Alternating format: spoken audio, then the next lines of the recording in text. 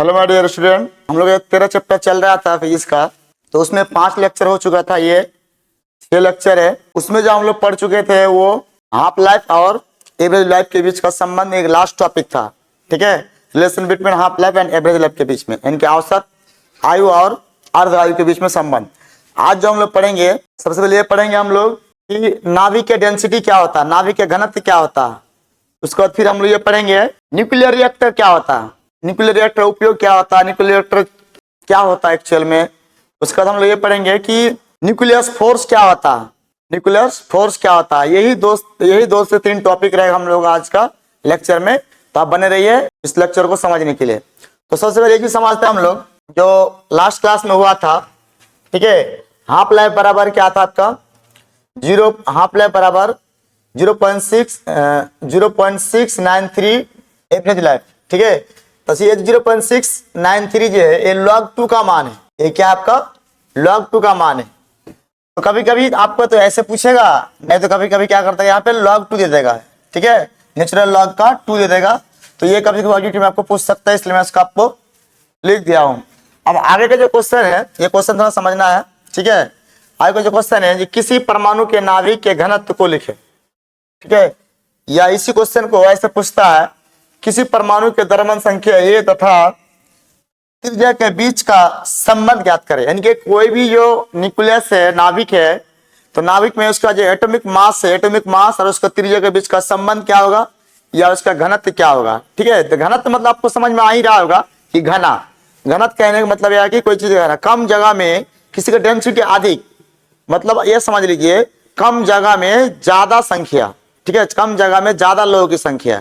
जैसे मान लीजिए एक रूम अगर है जिसका क्षेत्रफल 20 मीटर स्क्वायर है, उसमें आपका 30 लोग हैं। ठीक है, और अगला एक रूम है जिसका क्षेत्रफल 40 मीटर स्क्वायर है और उसमें आपका मान लीजिए 40 लोग हैं, तो किस में ज्यादा होगा, जिसमें जनसंख्या ज्यादा 20 वाला में होगा। क्यों, 20 वाला में जो 20 लोग है, 30 लोग है, तो उस 30 लोग में से हमारे बात करेगा 20 मीटर स्क्वायर में, तो उसका जो 40 है तो उसमें कितना होना, कितना 30 दुगुना 60 होना चाहिए था, बराबर डेंसिटी बराबर करने के लिए, लेकिन उससे भी कम है। ठीक है, क्षेत्रफल ज्यादा है, लोग कम है, तो वहां पे लोगों की संख्या ज्यादा हो सकता है, लेकिन डेंसिटी उस जगह में होगा जहाँ पे क्षेत्र की बात करेगा और संख्या की बात करेगा, जो चीज रहेगा। तो नाभिक की बात करें, नाभिक की डेंसिटी बहुत हाई होती है, क्योंकि सारे द्रव्यमान लगभग नाभिक में मौजूद रहता है, बाकी परमाणु का भाग खाली रहता है। तो उसी चीज के बारे में जो हम लोग त्रिज्या और नाभिक के बीच का संबंध होता है उसके बारे में चर्चा करेंगे। और यह भी समझना होगा कि नाभिक किस आकार का होता है, गोला आकार का होता है। तो उनका जो परिभाषा है देख सकते हैं। ठीक है, किसी नाभिक का आयतन भी तथा उसके परमाणु द्रव्यमान संख्या ये का सीधा समानुपाती होता है। ठीक है, सीधा समानुपाती होता है। इसे ही हम लोग नाभिक का घनत्व कहते हैं। मतलब जितना आपका परमाणु द्रव्यमान होगा और जितना वॉल्यूम होगा, वॉल्यूम का बिल्कुल क्या होगा, समानुपाती होगा। जैसे जैसे वॉल्यूम बढ़ेगा तो द्रव्यमान की संख्या भी क्या होगा, बढ़ेगा, वो बिल्कुल समानुपात में बढ़ेगा। और उसी को हम लोग क्या बोलेंगे, हम लोग नाभिकीय डेंसिटी, न्यूक्लियस डेंसिटी या नाभिकीय घनत्व कहेंगे। ठीक है, आगे पे डेफिनेशन आपको समझ में आ गया होगा। इसका हम लोग आगे के पार्ट को हम समझेंगे, जल्दी से इसको देखिए। ठीक है, ये बात तो आपको समझ में आ गया होगा कि नाभिक का जो एटॉमिक मास है और उनका द्रव्यमान संख्या है एक दूसरे का बिल्कुल क्या होगा, समानुपाती होगा। ठीक है, हम लोग आगे समझते हैं, यानी कि पीछे का जो परिभाषा है उसके अनुसार ये क्या आएगा, भी समानुपाती ए। भी क्या है बताइए, भी आपका हो गया वॉल्यूम, आयतन। ठीक है, और ये क्या हो गया आपका एटॉमिक मास, ठीक। अगर हम लोग इसी में थोड़ा सा समझते हैं कि जो भी है, तो भी एक प्रकार का आपका क्या है, भी एक प्रकार का आपका क्या है, बोलो, आयतन है। ठीक है, तो आयतन, ये नाभिक का आयतन है। तो नाभिक का जो आयतन है, तो नाभिक किस आकार का होता है, नाभिक तो बेलनाकार का होता नहीं जो बेलन का आयतन लगाएंगे। नाभिक तो घन आकार का होता नहीं जो घन का लगाएंगे। नाभिक तो घना आकार का होता नहीं जो घन का लगाएंगे। नाभिक गोलाकार का होता है, गोलाकार होता है, इसलिए उसका जो आयतन होगा वो गोला के बराबर होगा। ठीक है, तो गोला का आयतन कितना होता है, 4/3 पाई क्यूब, 4/3 पाई क्यूब। ठीक है, तो इस भी के लिए कितना है, ये वाला फॉर्मूला आ गया 4/3 पाई क्यूब।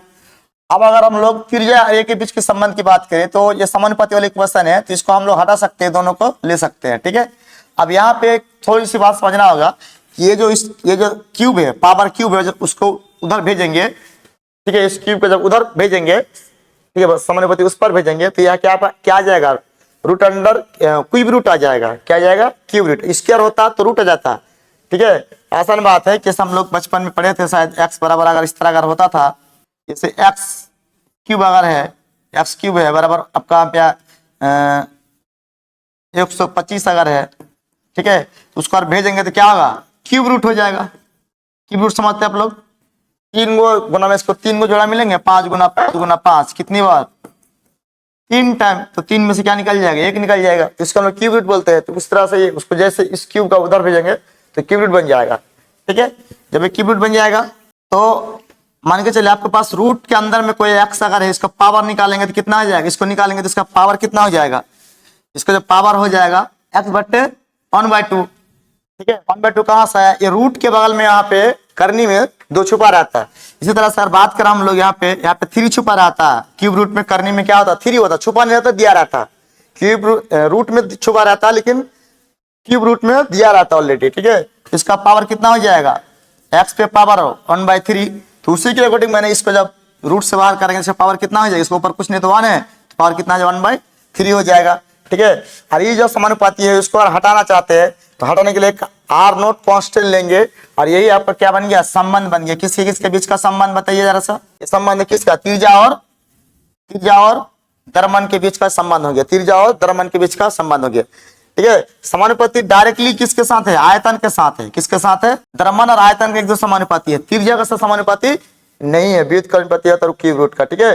तो त्रिज्या के साथ ये वाला है, आयतन के साथ अगर पूछेगा तो डायरेक्टली ये मारना होगा।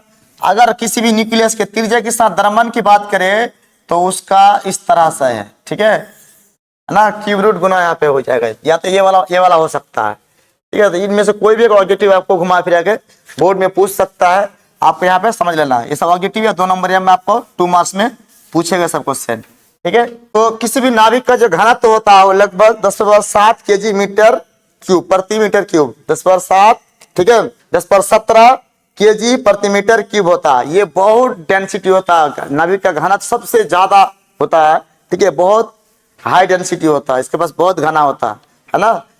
चलो आगे बात करें इसको हम लोग, इससे आप लोग उतर सकते हैं।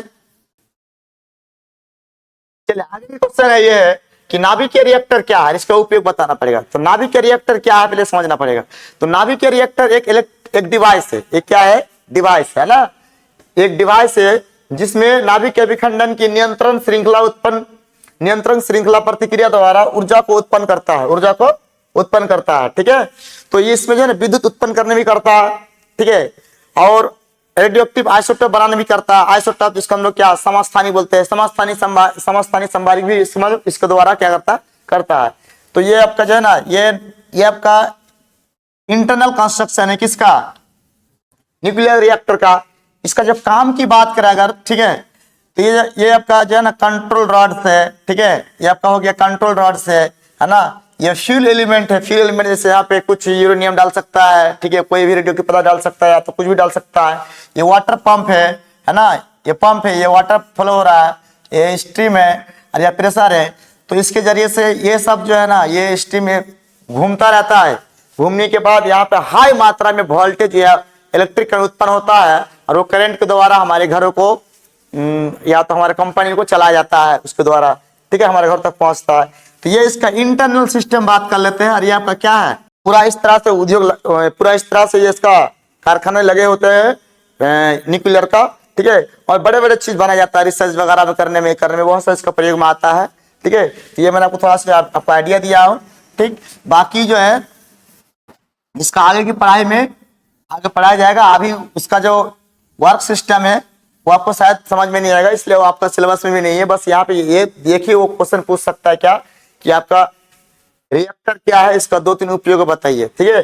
तो रिएक्टर आप समझ ही गए होंगे, ठीक है, वैसा डिवाइस जिसमें नाभिक विखंडन की नियंत्रित श्रृंखला प्रतिक्रिया द्वारा ऊर्जा उत्पन्न की जाती है ना, उसे नाभिकीय रिएक्टर कहते हैं। या तो उसको ऐसे बोल सकते हैं, वैसा यंत्र जिसके द्वारा कोई रेडियोएक्टिव पदार्थ से बिजली उत्पन्न किया जाता है, वो भी हम बोल सकते हैं। वो भी एक क्या है, रिएक्टर के द्वारा ही होता है, नाभिकीय रिएक्टर द्वारा, ठीक है। अब इसका उपयोग जो है, यहाँ पे इसको उतर सकते हैं, इसका उपयोग जो है देखना है। नाभिक के रिएक्टर का उपयोग तो बिजली उत्पादन करते हैं। इसके द्वारा अनेक तत्वों के आइसोटॉप या समस्थानिक किया जाता है। ठीक है, इसके द्वारा अनेक तत्वों को आइसोटॉप या समस्थानिक बताए थे। ठीक है, किया जा सकता है ना। और वैज्ञानिक अनुसंधान में रिसर्च में किया जाता है। नौसेना के पनडुब्बी में भी इसका उपयोग किया जाता है। नौसेना पनडुब्बी में जो उनको बिजली चाहिए होता है, उनको जो चलाने के लिए ऊर्जा चाहिए होता है, फ्यूल चाहिए होता है, लगभग आपका पनडुब्बी में फ्यूल वाला काम, ये एनर्जी वाला, पावर वाला काम ये आपका जो है ना न्यूक्लियर रिएक्टर ही देता है। न्यूक्लियर रिएक्टर ही आपको प्रोवाइड करवाता है। ठीक है, बाकी न्यूक्लियर रिएक्टर किस तरह काम करता है वो मैकेनिकल पार्ट है, मैकेनिकल इंजीनियर का पार्ट है। वो आपको आगे ग्रेजुएशन में या तो फिर आप कोई हायर क्लास में उसको पढ़ाया जाता है।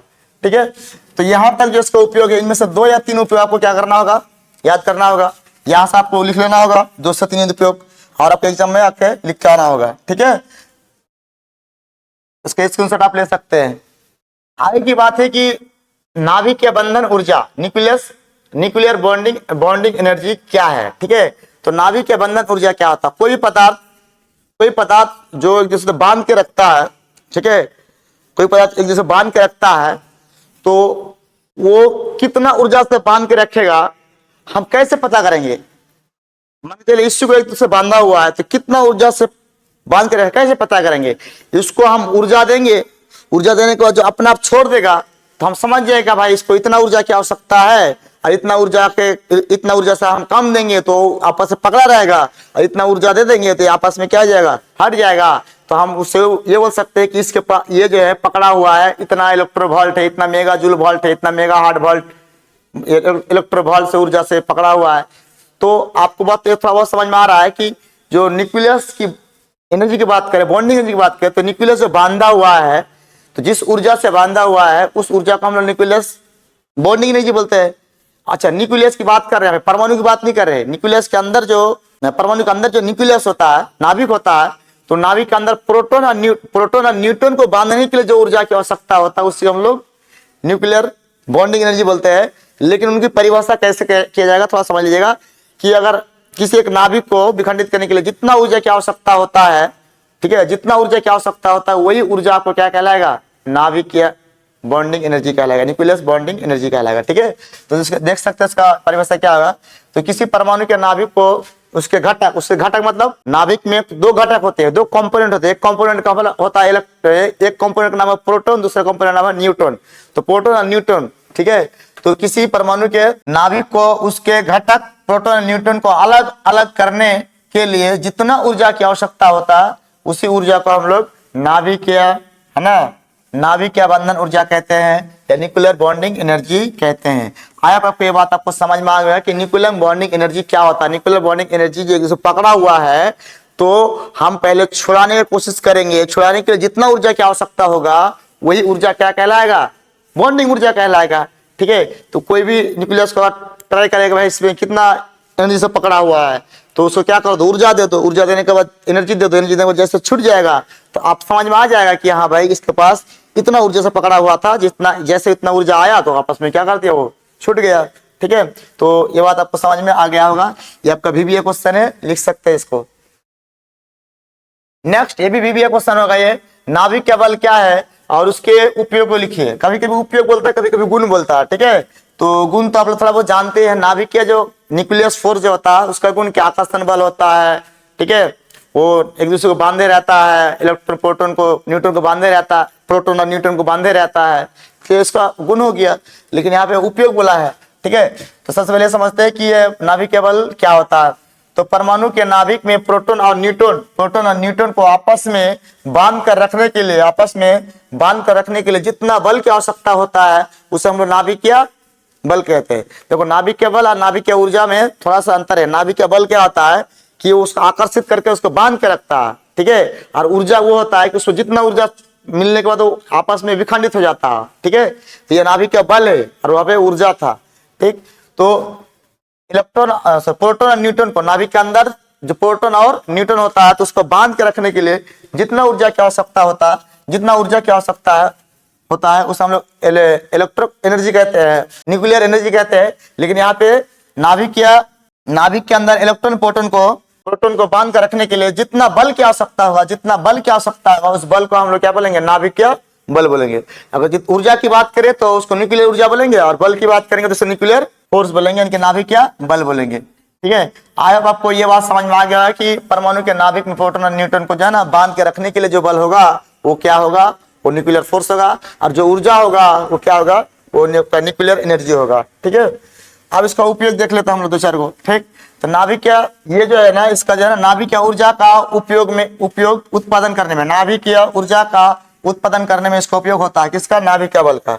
नाभिकीय बल से नाभिकीय ऊर्जा को ही उत्पन्न किया जाता है। ठीक है, दूसरा क्या होता है कि नाभिकीय रिसर्च में कार्य होता है। नाभिकीय बल द्वारा नाभिकीय रिसर्च में न्यूक्लियस के अंदर जो रिसर्च किया जाता है तो वो किसके द्वारा, वो नाभिकीय बल द्वारा ही किया जाता है, न्यूक्लियस फोर्स द्वारा ही किया जाता है। और आइसोटॉप निर्माण करने में होता है, आइसोटॉप मतलब समस्थानिक बनाने में भी इसका उपयोग होता है। ठीक है, किया जाएगा काम ये है, उसको हम उपयोग बोलते हैं कि नाभिकीय बल द्वारा। ये इससे अधिक भी काम हो सकता है, लेकिन आपको एग्जाम में 2 नंबर पूछता है, 2 से 3 ऑब्जेक्टिव आपको टॉप 2 से 3 लाइन आपको लिखना है, या 3 पॉइंट आपको लिखा हुआ, तो इसको उतार सकते हैं। चलिए आज का क्लास यहाँ पर रखते हैं। ठीक है, और ये जो वीडियो है ये वीडियो बहुत भिविया होगा। यहाँ पे 3 क्वेश्चन या 4 क्वेश्चन जो भी है, क्वेश्चन आप क्वेश्चन में देखिएगा, बहुत ज्यादा बार पूछा है क्वेश्चन है।